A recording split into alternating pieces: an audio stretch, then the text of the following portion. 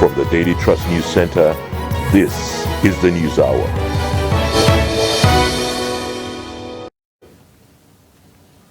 On News Hour tonight, apprehension as bandits attack villages in Kano. Appeal Court sacks Adamawa North Senator Ishaku Abo. Food inflation hits 30.6%, all-time high in September, as Federal Executive Council proposes 26 trillion naira 2024 budget. On the foreign scene, Russia President Putin to call Israeli Arab leaders as Gaza affairs grow. Hello and welcome to Trust News Hour. I am Abdurrahman Omar. Thanks for joining. Now we begin the news with security. As unconfirmed, a number of villagers have been reportedly abducted and scores fell dead in Yola village of Karai local government area of Kano State, after a series of attacks on the village carried out by suspected bandits on different occasions. According to a resident of the area, the number of people killed and abducted has not been ascertained. Karai and Rogo local governments have been facing serious threat of insecurity on account of being border town to Katsina and Kaduna states. Now, Daily Trust reporter in Kano, Ibrahim Gignyu, joins us to give an update on the development. Mr. Ibrahim, it's always great to have you join us.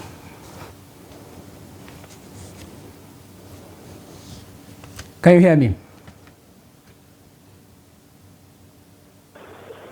Now, it seems we lost Mr. Ibrahim. Yeah, I'm with you. Actually, can you hear me? All right, yes, I can hear you. It's always great to have you join us. Now, yeah, thank you for having me. Yes. Now, what can you tell us on the latest abduction in Kano?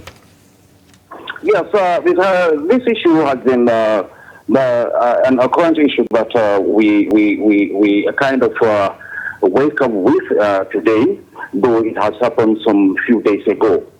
Kawaii and Rogo local governments have been two local governments that are sharing borders with Kaduna and Katsina state. Even though some authorities in the Karai local government have taken some measures in trying to see that they have curtailed this happening, because in April this year, a businessman was abducted from Rogo local government, and there has been issues of immigrants, they call them minors, immigrants from Zamfara state that have influx of them in Karai and some part of Rogo. The Emirate Council in Karai have done a lot of things to see that they have a kind of arrest the situation. And what happened recently is that about some villages, but the number is not yet confirmed, because we've been trying to get the details from the police, and we couldn't succeed in doing that. But it has been reported that some of the villages were being abducted and some were being killed during two separate attacks by suspected bandits in Kawaii, specifically in a village called Yola. All right. And that has been, yeah. All right. As at the time of the incident, what can you tell us were the reaction of the government of the Kano and as well as police there? Yeah, we've been trying to get to the police to act on the issue, to give us even confirmation that such incident had happened, even though we have gotten reports from the locals that they have experienced such kind of attacks. But unfortunately, we couldn't get. We sent text to the police command PPRO. He has not responded yet. That is the current situation we are in, and we couldn't say that they have confirmed the happenings yet. Okay, as well as the part of the government, they haven't released any statement on that? They haven't released anything yet on the matter. All right, thank you, Ibrahim, New Daily Trust reporter in Kano. Thank you so much for taking the time to join us as always. Well, thank you very much. Thank you very much. Sir. All right. Now, moving on. Some residents of Lagos State are concerned about the influx of children to Lagos and other parts of the south, where they are used as tools to beg for alms. They're asking authorities to closely monitor the activity to curb child trafficking from the northern part of the country to the south. Abbas Ibrahim Dalibi now reports. A dark activity is going on in trucks that transport produce from the northern part of the country to the south. children are being trafficked. The worst part of it is that these children are usually minors. They are trafficked to Lagos and other parts of the south, where they are engaged in arms begging rings and menial jobs. There are others, however, who embark on this hazardous trip on their own volition. These 4 children fall into this category as they hitch a ride on a truck from Kano to Lagos, but were rescued by some good Samaritans after they got stranded on the Lagos-Ibadan Expressway. This Lagos resident attributes the migration of children from the northern part of the country to the south to the current economic situation in the country and the instability and insecurity in the north. When there's nothing in the north for them to do, there's no provision for them to survive. The parents themselves are just surviving by the grace of God. That's why they push their children to the south to come and like work, labor, and then take something home for them. They lease them out as beggars. It's not that they like it, but there's nothing they can do about it. The poverty is so high. The only way out is for the government, all the governments of the north, to start doing something positive that will impact to the people or the common people in the north. As long as there's nothing for them to do, the poverty will increase. And they couple with the banditry and all these things. The north is well known for farming, but now they cannot go to farm. Despite the harsh economic environment, citizens strongly believe that it is the duty of the parent to protect their children from certain circumstances. They believe that it is lack of parental care that forces minors into migrating from one place to another. Relevant authorities are being urged to monitor trailer parks in the north, which are the starting point of this child trafficking route. It is from this point that children are trafficked to the south through trucks. The common man in the north is living in hell, and the government is doing nothing about it. No leader can even say that this is what is happening to his people. So honestly speaking, I blame it to the leadership. The trafficking of minors in trucks from the north to the south not only put the lives of these children in immediate danger, but also has the long-term effect of destroying their futures. Abbas Ibrahim Alibi, Trust TV, Lagos. A coalition of northern groups in Kaduna has called on southeast governors to guarantee the security of lives and property of northerners in their region, following an alleged forceful eviction of northerners who trade at Lokpata Cattle Market in Abia State. Leaders of the market made the appeal at a press briefing in Kaduna. Report. They are traders at the Umuchezi Cattle Market, popularly called Lobanta. Vice Chairman of Lobanta Cattle Market, Buba Abdullahi, while lamenting the situation, said without proper security for their lives and property, they will be exposed to danger at the market, noting that the cattle market was allocated to them by former Governor Ojikalu. My call is to the governor of Abia State, because he just came in new, and some politicians want to, just want to politicize the issue of that place, because even before he came to power, there is a lot of politics about that place, because they say they have been accusing the former governor that he brought us to that place because we want to grab that land. So they are just talking as if we are not Nigerians. So that's the thing. According to them, Nigeria is an indivisible entity, and as such guarantees that people should be free to live and do business in any part of the country. We are all Nigerians. Every Nigerian have the right to live in any part of Nigeria and do business. Since the law of the land permits, no individual, whether you call yourself a governor or whoever, have the right to disenfranchise a citizen of the Federal Republic of Nigeria, whether a Hausa man, a Yoruba man, a Igbo man, an Afik, Ibibio, Ibra, Tiv, or whatever tribe. They appeal to the Northern Governors Forum to intervene in the matter so that the lives and properties of the Northerners residing in the southeast will be protected. Bello Musa, Trust TV News Kaduna. And now on judiciary matters, the Court of Appeal sitting in Abuja has nullified the election of the senator representing Adamawa North Senatorial District in the National Assembly, Ishaku Abo. Abo was elected in February 2023 under the platform of the ruling All Progressives Congress, APC. The court ruled in favor of the candidate of the People's Democratic Party, PDP, Amos Yohana. The court accordingly ordered the Independent National Electoral Commission, INEC, to withdraw the certificate of return issued to Senator Abo and issue same to Amos Yohana Kumai of the People's Democratic Party. And still on judiciary matter, the President of the Court of Appeal, Justice Monica Dangban Mensem, has directed that all appeals arising from election petition cases across the country be transferred to the Abuja and Lagos divisions. The order affects governorship, national and state assemblies elections, which held between February and March 2023.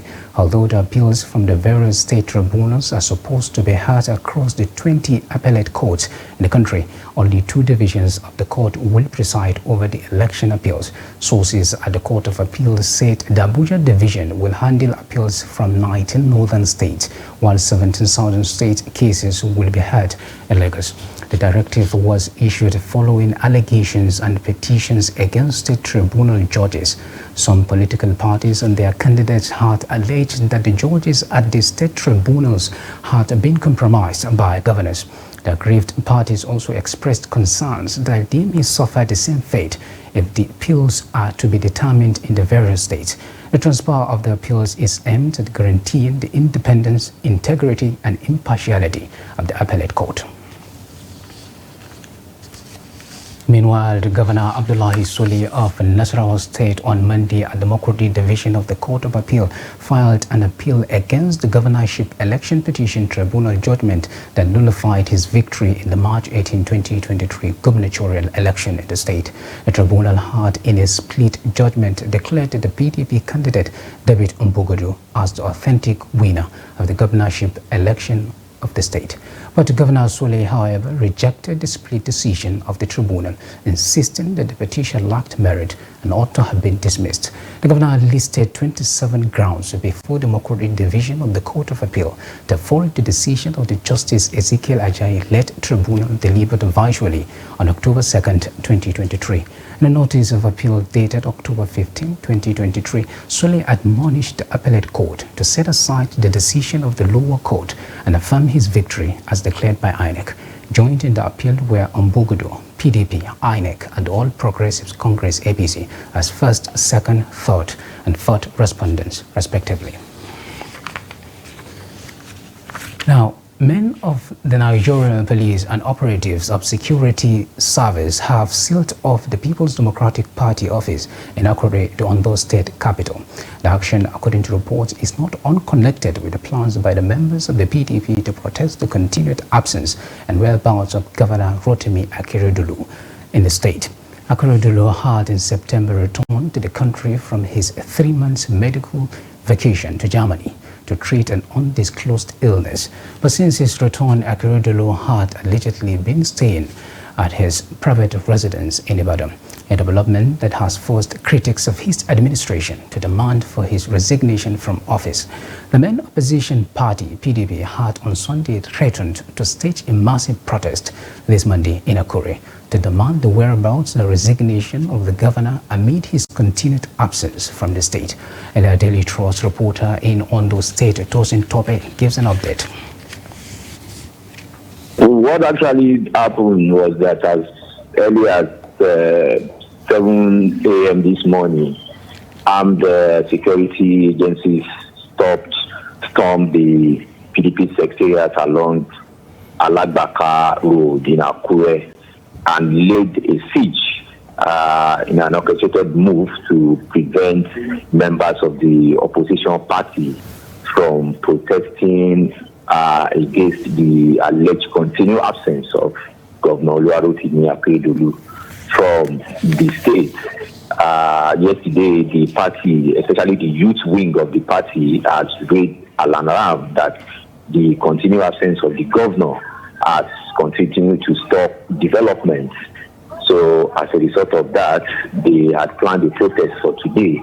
But unfortunately, armed security agencies, which included men of the Nigerian Police Force and Department of State Security Service, otherwise known as SSS, stormed the secretariat and cordoned off the area, preventing both party members, including journalists, from gaining access into the premises of the secretariat. We were able to wiggle in our way after several arguments, either to enter or not. But at the end of the day, access was granted for a section of the media to have an interview inside the premises of the PDP secretariat. And at the end of the interview, we were told that security agencies blocked them for carrying out their protest. But that does not deter them from speaking to us. So while speaking to us, the protesters complained bitterly that the continued absence of the governor has in that development. And as a result of that, they are giving the governor a 3 days ultimatum to either resume duty officially or resign from office. And we asked them, if this ultimatum lapses, what next will you do? And they said from there, they will also take it up. Their main agitation is that since the governor had not been in the state, developmental projects have not been taking place. And it now looks as if the states probably looks like no business including business, is going on in the states. Now, staff of Nigerian Postal Service have on Monday shut down service to protest over the appointment of Tola Odeyemi as the Chief Executive Officer of the Nigeria Postal Service by President Bola Tinubu. The protesting workers who refused the new CEO's entry said the sacked CEO Adeyemi Adepoju has been reinstated by the President as the Postmaster General of the agency. It will be recalled that on Wednesday, President Bola Tinubu relieved Adepoju from his role and appointed Tola Odeyemi as the new Chief Executive Officer of NIPOST. Speaking during a protest at the NIPOST headquarters in Abuja, President of the National Union of Postal and Telecommunication Employees, Buba Nehemiah, said the appointment of Tola Odeyemi by the President Bola Tinubu is against the interest of the workers. According to him, the union viewed the situation as an attempt to cripple the organization for the past 3 years, which they vehemently rejected. Now, the National Union of Electricity Employees, NUEA, has shut down the Kano Electricity Distribution Company, KEDCO, over failure to remit pension contribution of members for the period of 72 months. The union had already shut down some 11 kVA transmission feeders, causing epileptic power supply to the commercial city. The union had blocked the entrance of the company on Monday, preventing the staff from gaining access to the building on Niger Street by Post Office Road. Leader of the protest and Northwest Chairman of the union, Adol Udway, said they will not allow the company to deny them a pension for years. The head of a corporate communication unit of KEDCO, Sanubala, said the new management of the company had inherited a backlog of the pension remittance spanning over 6 years, adding that since assumption, the new management had prioritized the remittance of the pension and other benefits as at when due. He confirmed that the union had shut down some of the company's 11 kVA, causing erratic power supply in the state. In the meantime, the Federal Executive Council has approved the skirt of $1.5 billion concessionary loan for budget support from the World Bank. The Minister of Finance and Coordinating Minister of the Economy, Wale Edun, revealed this while briefing newsmen at the State House, Abuja, after Monday's Federal Executive Council meeting presided over by President Bola Ahmed Tinubu. Kinde Ahmed reports. The Tinubu administration has made the kind of macroeconomic moves that restores balance in the economy and government finances. The tough decisions have elicited support from multilateral development banks, which is why the World Bank is willing to consider $1.5 billion of concessionary finances that will be dispersed relatively quickly. The world today is one of high interest rates as the developed world looks to fight inflation. They're doing it by restricting money, keeping interest rates high so that they can get inflation down. What that means is that interest rates for everybody else become not just high, but very painful, if not unaffordable. The cabinet also approved an $80 million facility from the African Development Bank to finance a project in Ekiti called Project EKZ, basically to support young people and towards advancement of technology in the country. Nigeria has been able to make the kind of macroeconomic moves, has been able to take the tough decisions to restore balance in the economy, in the government's finances, that has warranted support, that has gendered and that has elicited even support from the multilateral development banks. The executive is in talks with the legislature over the medium-term expenditure framework 2024 to 2026. Minister of Budget and National Planning Atiku Bagudu explains that the projected size of the 2024 budget is 26.01 trillion naira. Oil production of 1.78 million barrels a day, exchange rate of 700, then the inflation of 21% and GDP growth rate of 3.76%. Also, ministers of labor and employment and industry, trade and investment say they presented memos on various interventions, including the approval for implementation of federal government's agreement with organized labor. The initial yes was agreed that within 30 days, we agreed for 30 days. And so within 30 days, there must be evidence of implementation. Meanwhile, despite taking a fresh loan, which is also huge, the finance minister has given assurances that President Tinubu will not breach statutory limits in obtaining budget support facilities from the Central Bank of Nigeria through the Ways and Means Advance. From State House, Abuja, Kehinde Amudu, Trust TV News. You're watching News Hour on Trust TV. Coming up after the break. Artisans lament drop in patronage of building materials in the FCT. Details of that and more after the break. Please stay with us. As a demonstration of its commitment to provide sustained access to basic healthcare for all Nigerians, the federal government of Nigeria, through the National Primary Healthcare Development Agency, NPHCDA, has established the Basic Healthcare Provision Fund, BHCPF. The Basic Healthcare Provision Fund is designed to deploy operations fund directly to primary healthcare facilities in every political ward nationwide to ensure the availability of quality PHC services to all Nigerians, irrespective of where they live or work. The Basic Healthcare Provision Fund guarantees 24 hours availability of midwives, other health workers, and health supplies in at least one PHC in every political ward. Ask from your local government health department for the BHCPF PHC in your ward to get more information and benefit from the services. Think access to healthcare for all. Think universal health coverage. Think Basic Healthcare Provision Fund. This message is from the Federal Ministry of Health and National Primary Healthcare Development Agency, NPHCDA. For further inquiries, call the NPHCDA toll-free number 7722 or visit www.nphcda.gov.ng.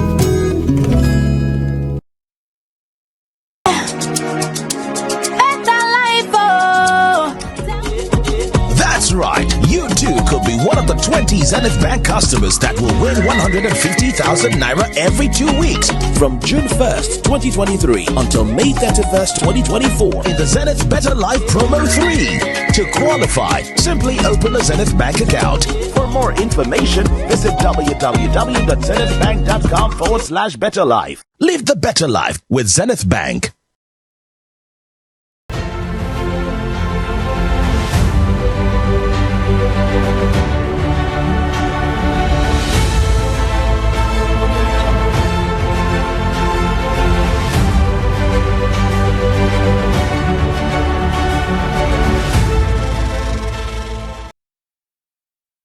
It was never a consensus. We did all our best. You see, in politics, you give your contribution to the best of your ability. If you want, I'll forward to you this statement.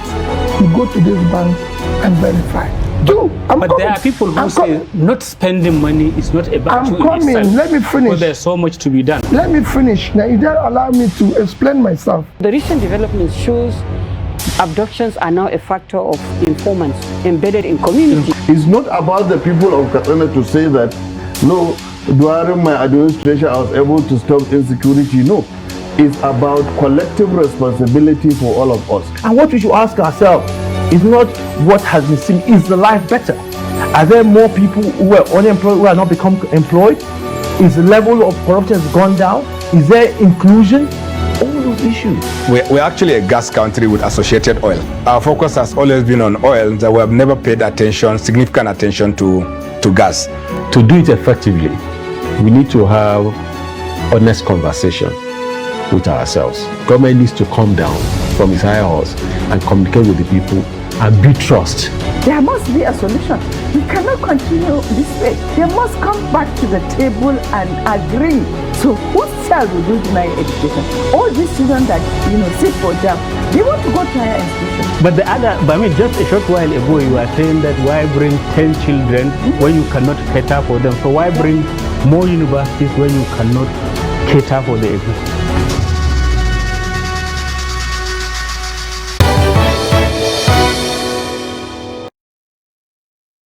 Welcome back. If you are just joining us, this is the news update on Trust TV. And here is a recap of some of our top stories.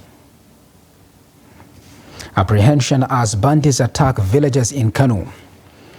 An appeal court sacks Adamawa North Senator Ishaku Abu. Now moving on to other stories. Artisans across various building professions have lamented drop of patronage owing to the high cost of building materials as well as other factors. Trust TV visited two popular artisans' bases in Kubwa and the Federal Capital Territory, where the artisans comprising of bricklayers, carpenters, painters, among others, shared their experience. Report.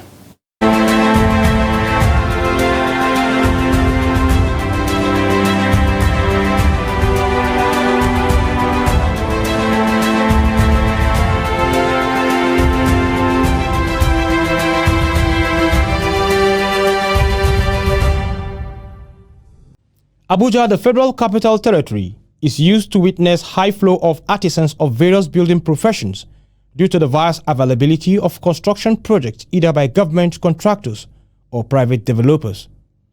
The story seems to be different now with the high cost of building materials and low patronage on the part of the developers, even when they build their estate for either selling off or renting out.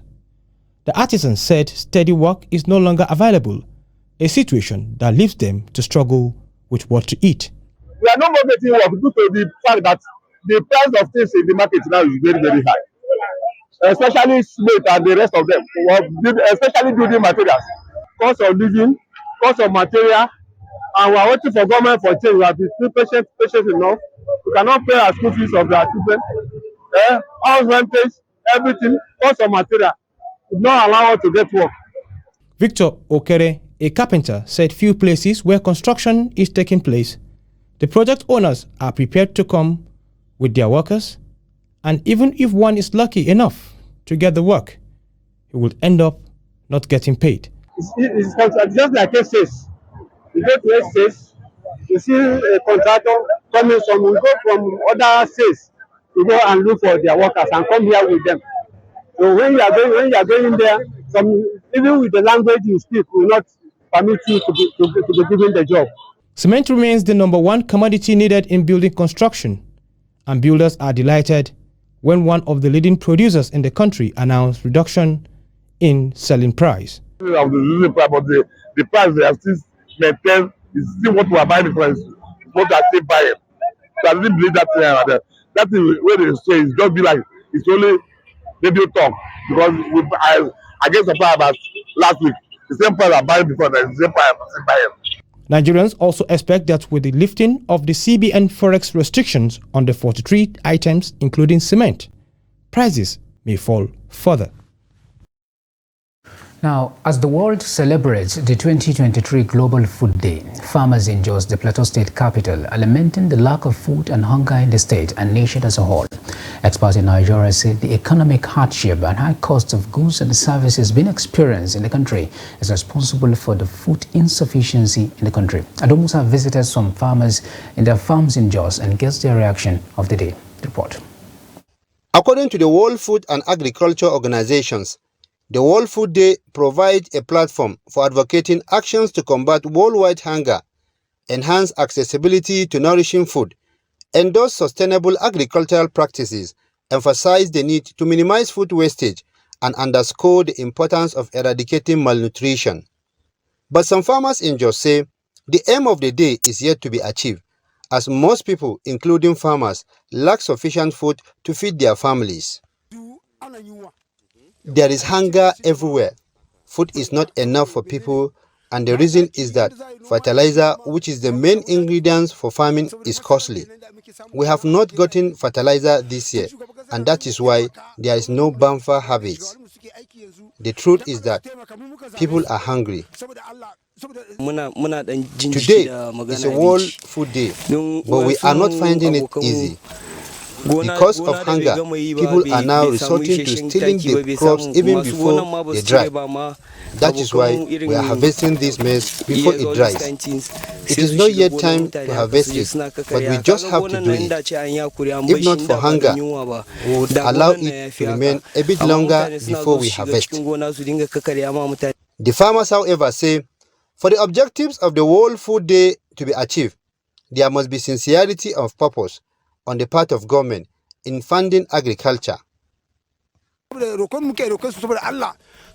government makes things easy for the farmers, food will be available in the country.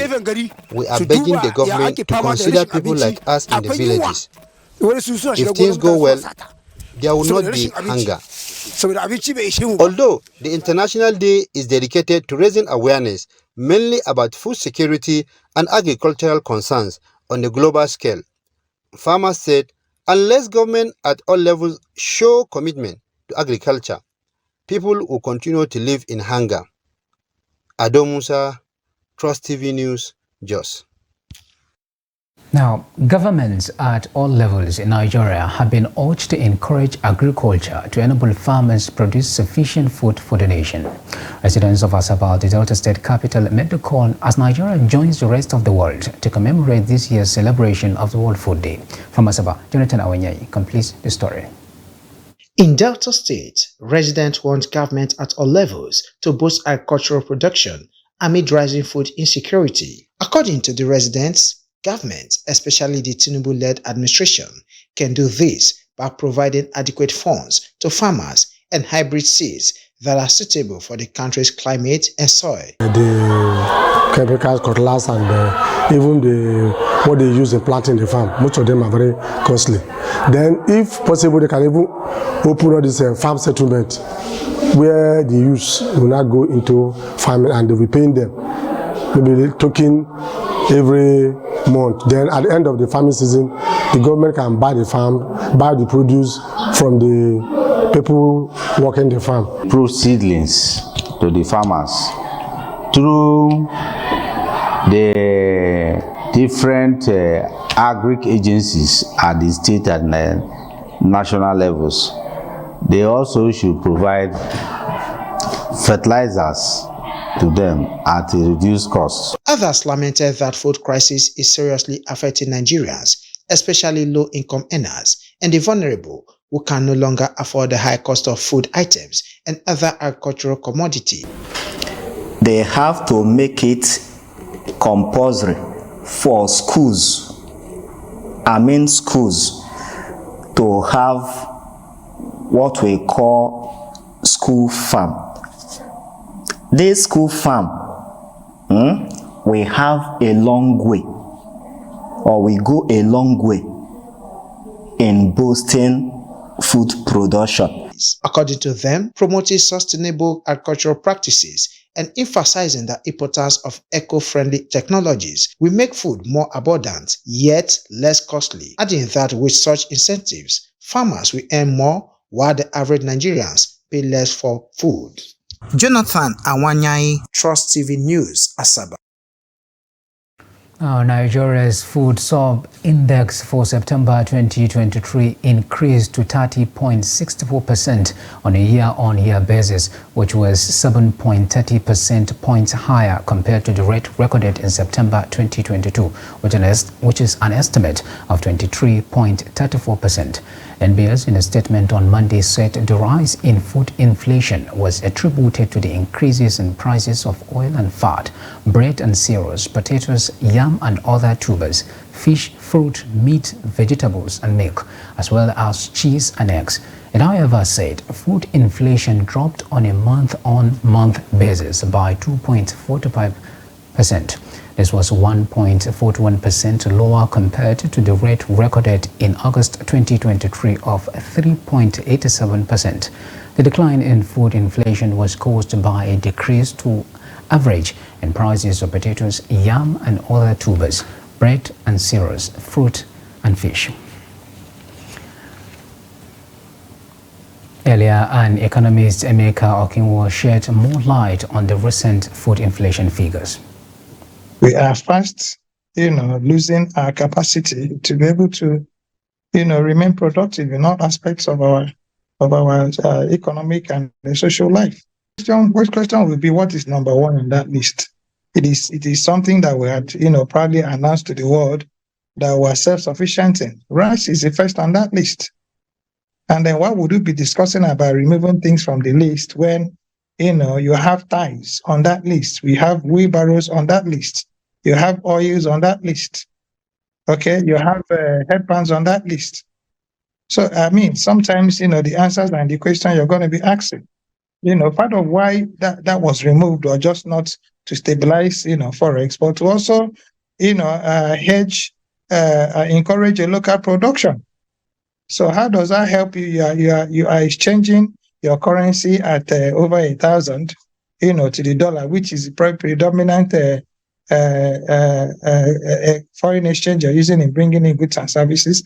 And then you are going to be competing against those, who are producing these things at a much more lower rate. We're just heading, for very rough times ahead, I can assure you. And it's about food being cheap for everybody.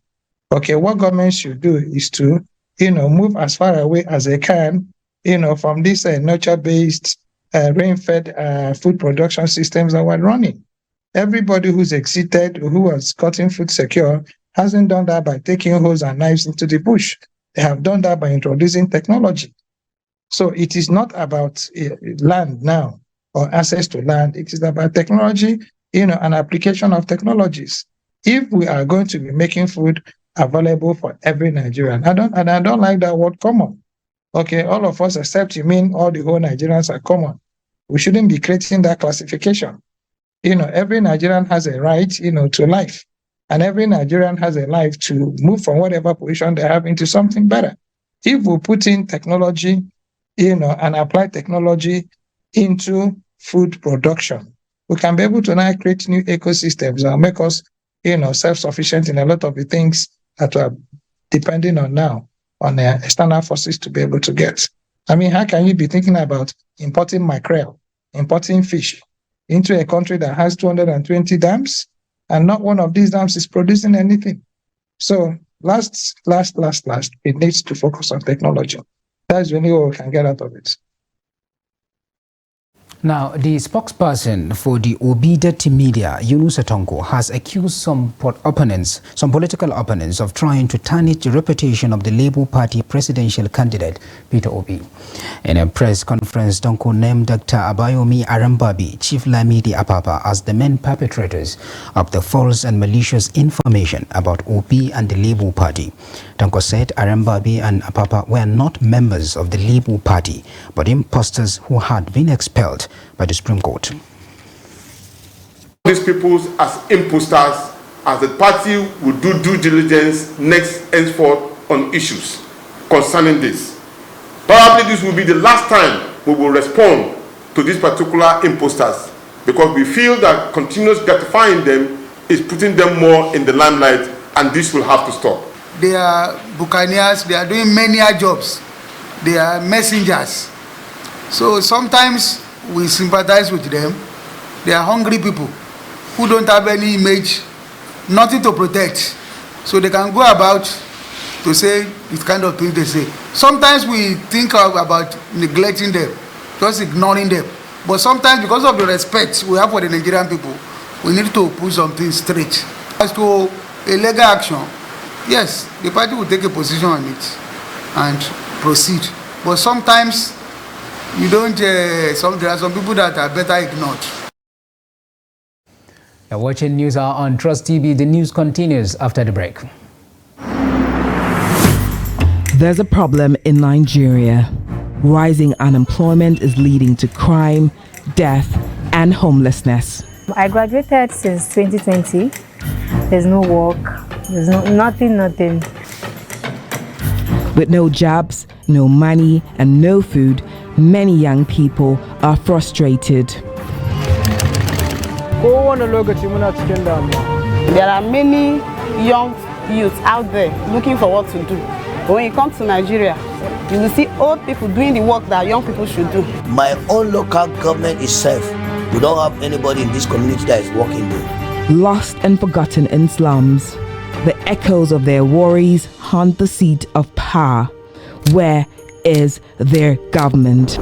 This village is like we are inside the city, and our boys are running up and down, no work. What is the truth behind Nigeria's unemployment statistic? Beyond the affluence of Abuja's wealthy 1% lies the grief of the 99% struggling to earn a living.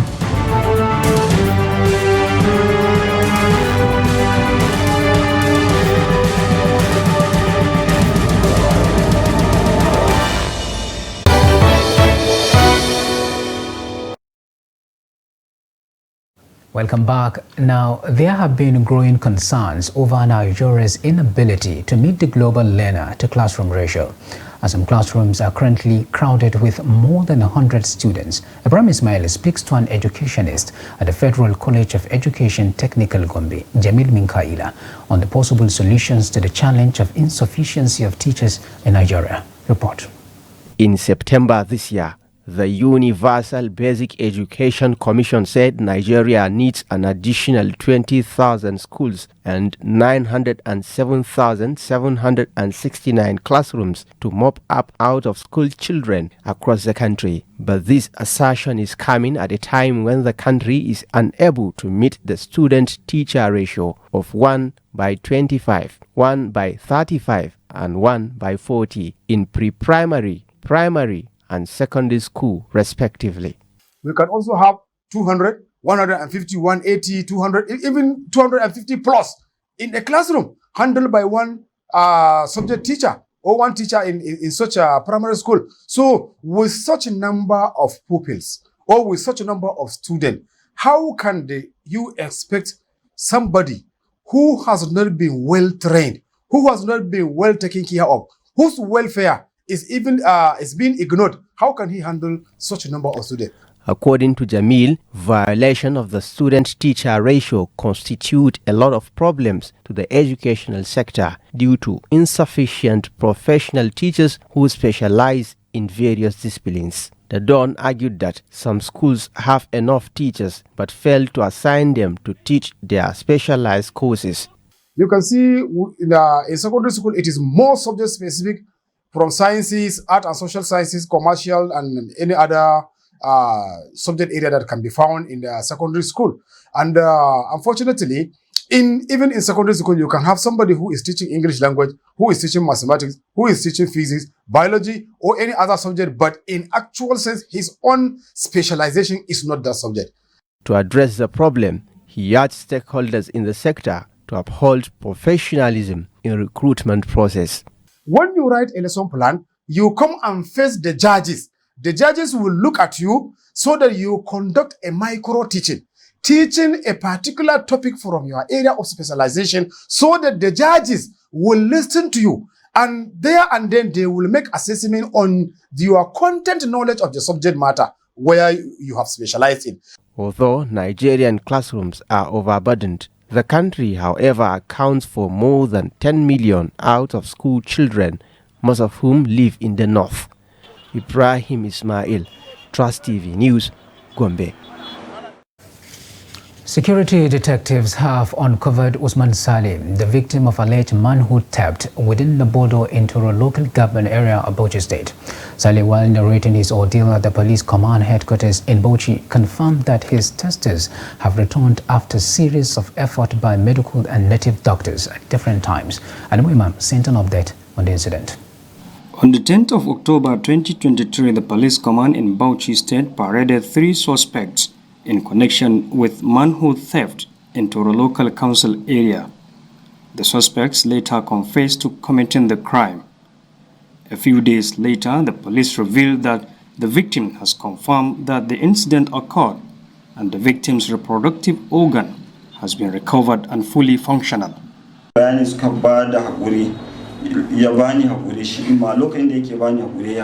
suspect already confessed, while continue begging me at the vigilante office. He touched my knees and we shake hands again. He instructed by the vigilante to pay 2,000 naira transport. Maybe he was provoked in addition. That is why he decided to remove my organ. They left us in the office. I wasn't comfortable. I decided to go to bathroom and take a shower. When I checked, I discover my manhood is very tiny. I realize something is happening. I try all as a man to be erected, but no sign then. And I have never experienced such.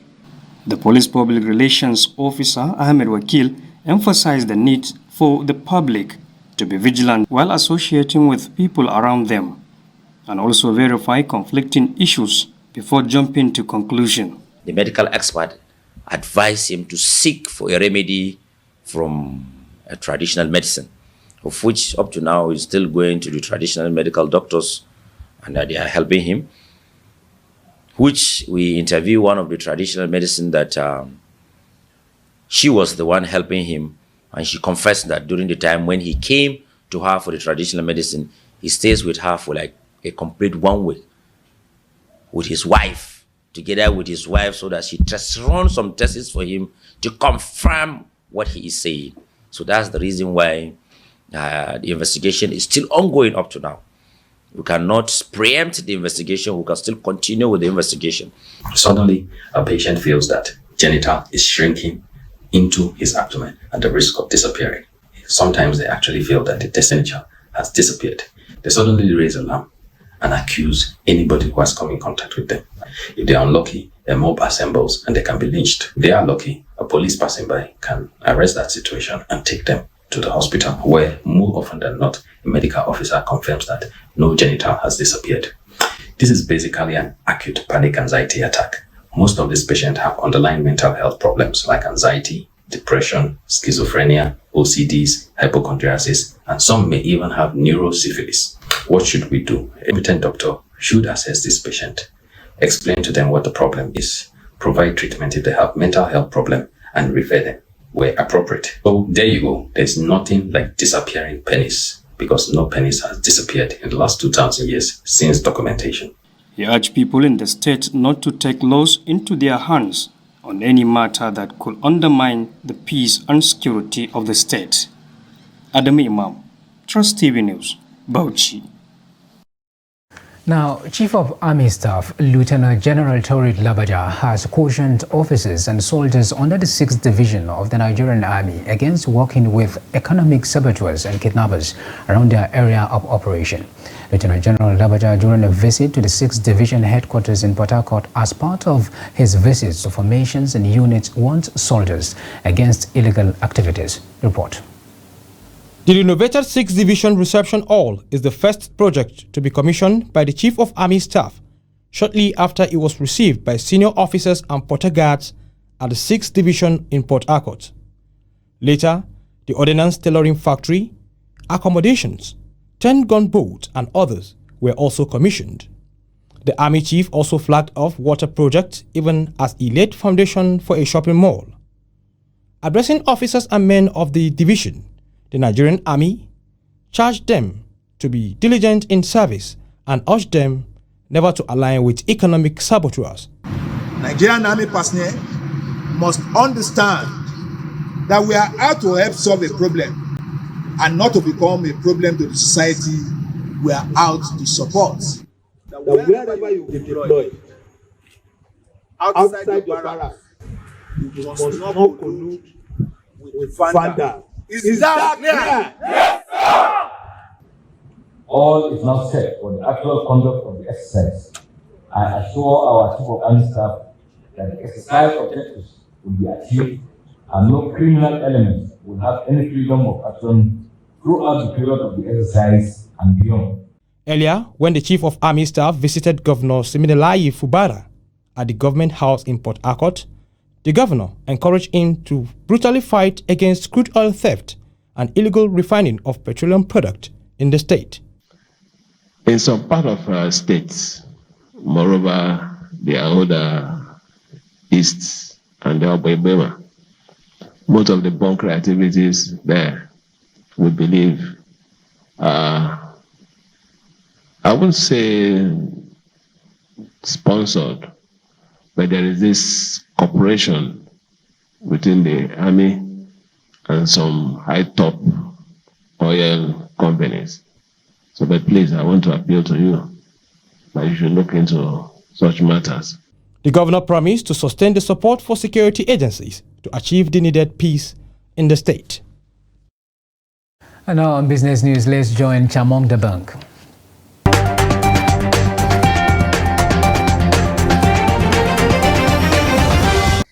The Naira is currently under pressure according to the International Monetary Fund, and Nigeria is free to request a loan from the fund to stabilize the currency if it thinks doing so is a wise move.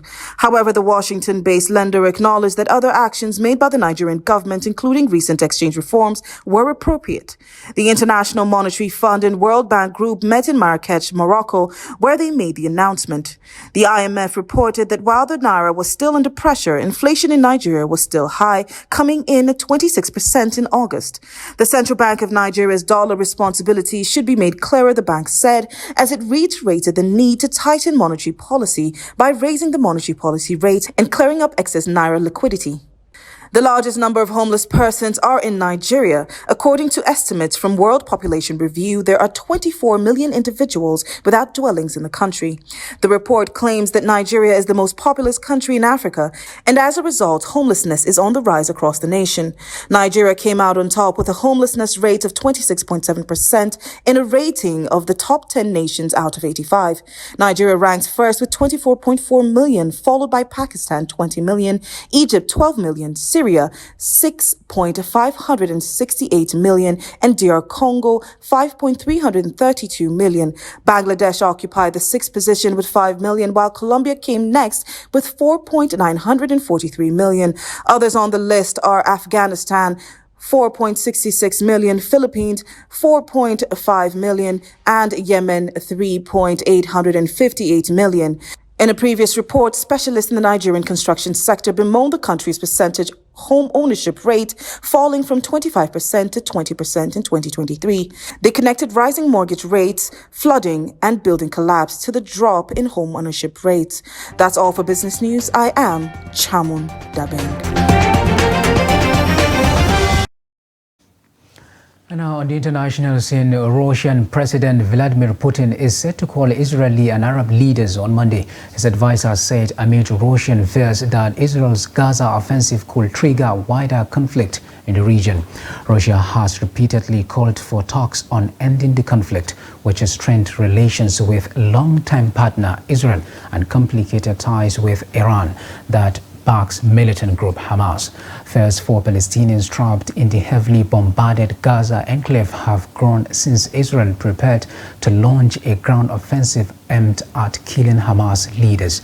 Israel declared war on the Palestinian Islamist group a day after waves of its fighters broke through Gaza's heavily militarized border and killed over 1,400 people, most of them civilians. Hamas-backer Iran has warned that an invasion of Gaza would be met with a response, prompting fears of a wider conflict that could draw in other countries. Moscow, which has for almost 20 months been battling its own offensive in Ukraine, has repeatedly called for a ceasefire and offered itself as a mediator. And on sports news now, let's join Emmanuel Fashemi for an update.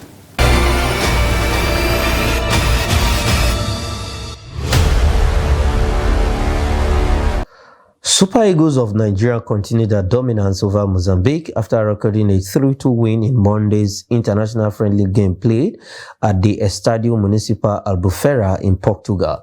The Nigerian side, who played a 2-2 draw on Friday with the Falcons of Saudi Arabia, and the first international friendly game lined up by the NFF, needed a win to boost their confidence in preparation for the forthcoming AFCON in Cote d'Ivoire. Jenny Katamo put Mozambique ahead in the 6th minute before Terry Murphy equalized for Nigeria in the 19th minute of the game. Brentford man Frank Onyeka added a second, and Moses Simon got a third from the spot after the first half, ended 3-1 in favor of the Eagles. At the resumption of the second period, 10-man Mozambique came into the second half strongly and were able to reduce the deficit to 3-2 through Faisal Bangal. All effort from both sides to add to their tally proved abortive as Nigeria ran away with 3-2 victory. It is now 4 wins from 5 games for the Eagles against Mozambique, with 1 fixture ending in a draw. And in UFC, Nigerian-born UFC star Israel Adesanya has decided to take time off from the sport, but made it clear that he's not quitting the game. Adesanya suffered defeat in his last fight against Sean Strickland at UFC 293, a bout that surprised many followers of the sport. Adesanya hinted that he is going to take some time to take care of himself, stating that he will not fight again for a long period. Adesanya, number 1 in the middleweight ranking, makes this break with a balance of 24 victories, 16 by knockout, and 3 defeats, all of them in the last 2.5 years. And that is it on sports. I am Emmanuel Fashemi. And with that, we have come to the end of the Trust News Hour. Do not forget to follow us across all our media platforms and our YouTube live stream for more news, programs, and documentary. I am Abdurrahman Omar. Thanks for watching. Bye for now.